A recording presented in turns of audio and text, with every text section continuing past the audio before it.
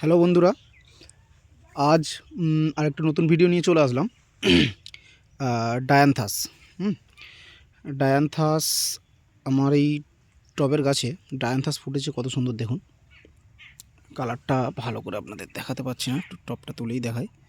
একটু রোদ্দুর পড়েছে যদিও বা গাছে, তবে আমি জানাই এই গাছ খুব একটা রোদ্দুর পছন্দ করে না, ঠিক আছে। একটু সেমিসেড এরিয়া রাখলে ডায়ান্থাস খুব ভালো প্রকৃতির হয়। আর ফুলের কোয়ালিটি দেখুন, আর কালারটা দেখুন কত সুন্দর। একটু ছাওয়ার দিকে যদি নিতে পারি তাহলে একটু ভালো করে দেখাবো, কিন্তু ভিডিওটা পরিষ্কার আসছে না, তার জন্য এইভাবেই দেখাতে বাধ্য হচ্ছি। একটা জিনিস দেখুন, গাছের কুঁড়িগুলো কত সুন্দর হয়েছে, গাছের ঝাঁকড়া ভাবটা দেখুন। প্রত্যেকটা ডালের মাথায় কুঁড়ি রয়েছে, নতুন ব্রাঞ্চও ছাড়ছে।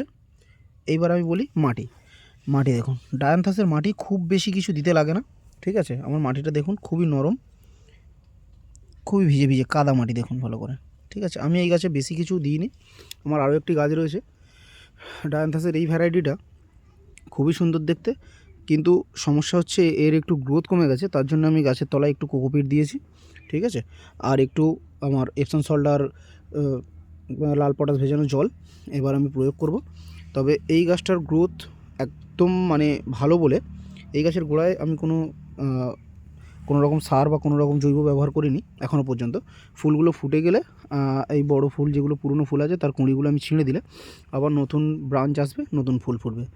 তো আপনাদের জানাই, যারা ডায়ান্থাস করছে, এদিক ওদিক বেশি কথা না শুনে, বেশি গাছের গোড়ায় অতিরিক্ত খাবার জল না প্রয়োগ করে সিম্পলি একদম মাটিটা একটু ভিজে ভিজে রাখবেন, একটু সেমিসেড এরিয়া রাখবেন, যেখানে একটু রোদ্দুর কম পায় সেই এরিয়ায় ডায়ান্থাস খুব ভালো হয়। খুব সুন্দর কালার দিয়েছে দেখুন আপনারা, গাছের কালার এবং পরিচর্যা খুব বেশি করতে লাগে না একে, এ নর্মাল পরিচর্যাতেই খুব ভালো ফুল দেয়।